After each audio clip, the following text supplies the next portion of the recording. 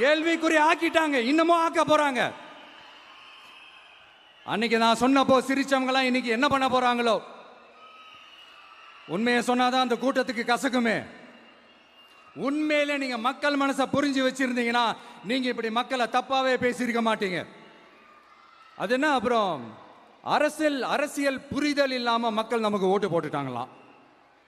இந்த கவர்ச்சியில மயங்கி மக்கள் நமக்கு ஓட்டு போட்டுட்டாங்களா. நான் என்ன, சரி விடுங்க.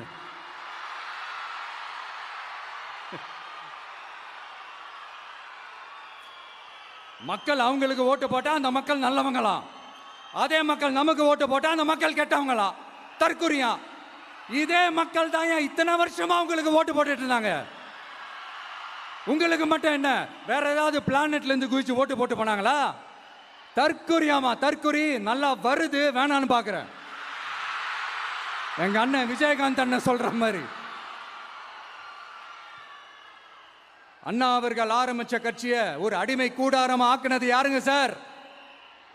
இப்படியெல்லாம் ஆக்கிட்டு உண்மையை சொல்லு உடன்பிறப்பேவா.